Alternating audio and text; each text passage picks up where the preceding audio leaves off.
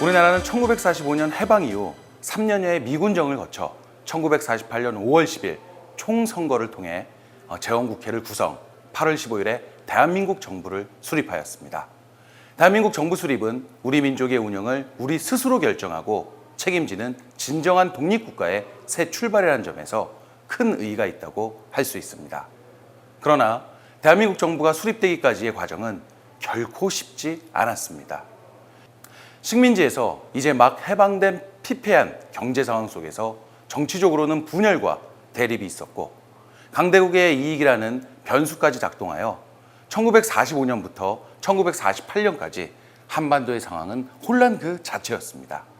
미국과 소련이 대립하는 냉전 체제가 형성되는 가운데 한반도는 독립국가의 이념과 체제를 둘러싼 정파 간 대립으로 분열과 혼란에 빠져들었습니다.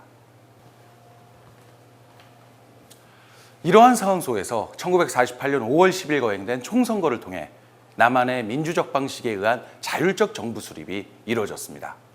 이 선거는 우리나라가 역사상 처음 경험하는 보통, 평등, 비밀, 직접의 원칙에 입각한 민주적인 선거였으며 지금으로서는 상상하기 힘든 95.5%라는 높은 투표율을 기록하였습니다. 투표를 통해 사람들은 처음으로 주권을 행사하고 자유민주국가의 국민이라는 정체성을 깨닫게 되었습니다. 총선거를 통해 구성된 재헌국회는 1948년 7월 17일 우리나라 최초의 헌법인 재헌헌법을 공포했고 곧이어 초대 대통령으로 이승만, 부통령으로 이시영을 선출했습니다. 재헌헌법은 대한민국이 임시정부의 법통을 계승한 민주공화국이며 주권은 국민에게 있고 모든 권력은 국민으로부터 나온다는 점을 명확히 밝히고 있습니다. 이어 광복 3주년을 맞은 8월 15일에는 대한민국 정부 수립을 국내외에 선포하였고 이날 밤 자정을 기해 대한민국 정부는 미 군정으로부터 통치권을 인수하였습니다. 또한 그해 12월 10일 제3차 유엔 총회에서 48대 6의 압도적 다수로 대한민국 정부를 승인받았습니다. 그럼 여기서 잠시 대한민국이란 국호가 어떻게 결정되었는지를 알아볼까요? 우리가 당연하게 여기는 대한민국이란 국호는 적어도 1948년까지는 당연한 것이 아니었습니다.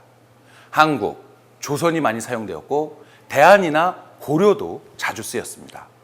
1947년 제2차 미소 공동위원회가 주요 정당의 정책을 조사한 결과에 따르면 좌파인 민주주의 민족전선은 조선인민공화국을, 우파인 한국민주당은 대한민국을, 중도파가 중심이 되었던 좌우 합작위원회는 고려공화국을 새로운 국호로 삼고 싶어 했습니다. 재헌국회에서도 국호는 논란 끝에 표결에 붙여 27명의 헌법기초위원 가운데 17명이 대한민국을, 7명이 고려공화국을, 2명이 조선공화국을, 1명이 한국을 선택하였습니다. 국호는 헌법 제1조에서 대한민국은 민주공화국이다 라는 표현으로 규정되어 있습니다. 우리나라의 정식 정부가 출범하자 1948년 12월에는 소련군이, 1949년 6월에는 미군이 한반도에서 철수하였습니다.